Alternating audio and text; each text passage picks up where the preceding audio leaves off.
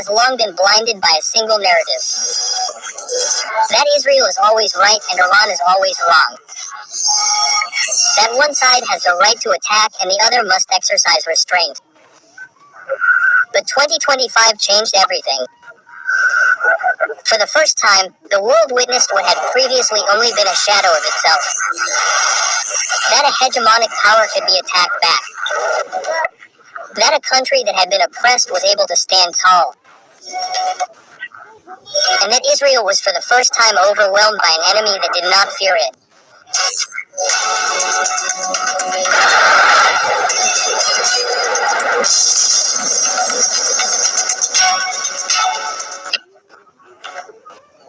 On June 8, 2025, without evidence, without a UN mandate, without confirmation from the International Atomic Energy Agency or IAEA, Israel hit Iran with full force. F-35 kamikaze drones and precision missiles destroyed part of Iran's civilian nuclear facilities. The world was silent, America smiled. But the silence of the world did not mean that Iran was weak. That day was an important moment, a day when the Eastern powers rose up against the arrogance that had been allowed to grow wild.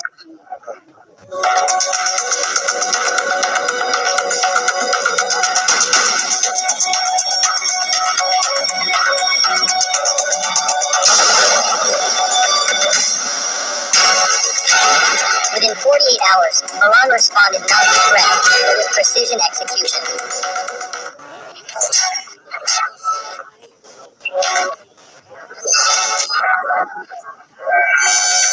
Hundreds of ballistic missiles, kamikaze drones, and cyber waves were launched into the heart of Israel's military system.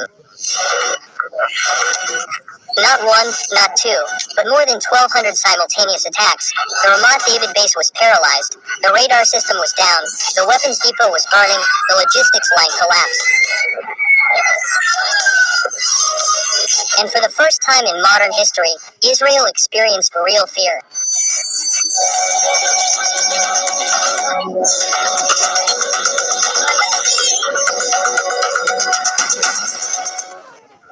For years, the world was taught to believe that Israel was impenetrable.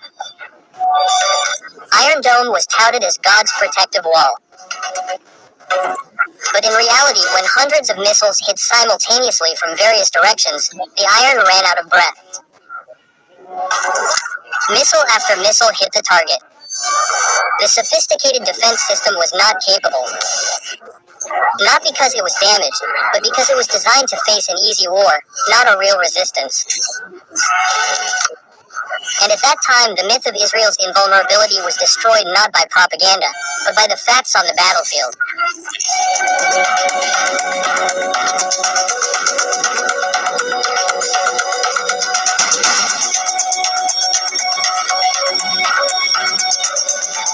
Iran has been cornered because of its nuclear program. In fact, Iran is a legitimate member of the International Atomic Energy Agency or IAEA, obeys inspections and is subject to the NPT.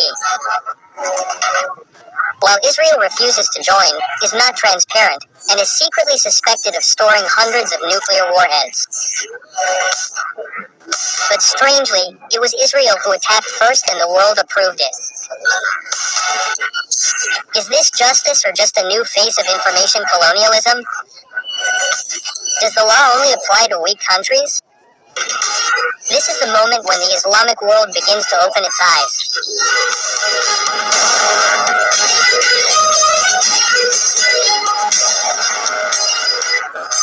Iran is not only strong because of its weapons, but because it is not alone.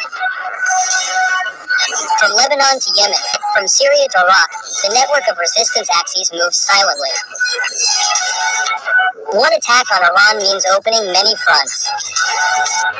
Meanwhile, Israel stands alone, even though it is fully backed by America. But even Washington knows that if they go too deep, war will burn the entire region. So America chooses to watch, and for the first time Israel has to face reality without the hand of God from the West.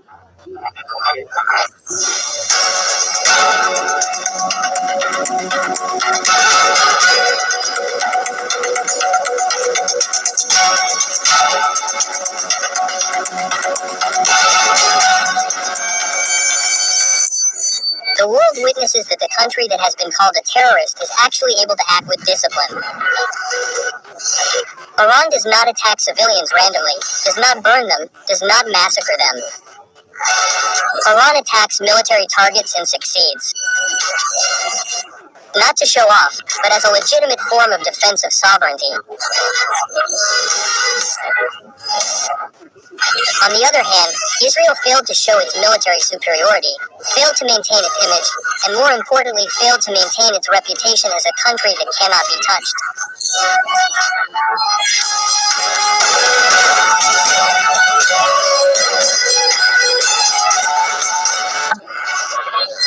This war is not over, but something has changed in the minds of the people of the world, in the eyes of Islamic countries, and in the recesses of international public opinion.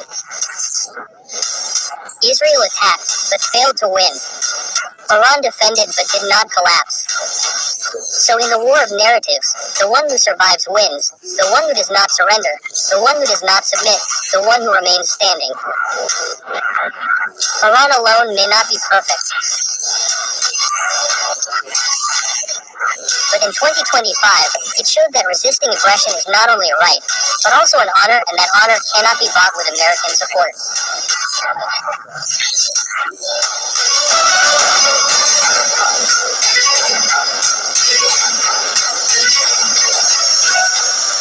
This video is presented for educational and informational purposes. Based on facts and balanced analysis, we do not promote violence, hatred, or hate speech against any group.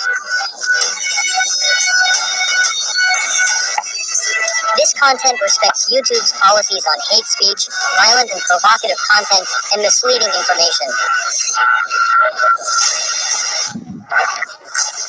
References YouTube's policies and related laws, YouTube's community guidelines, Indonesia's electronic information and transactions law, and the International Convention on Human Rights.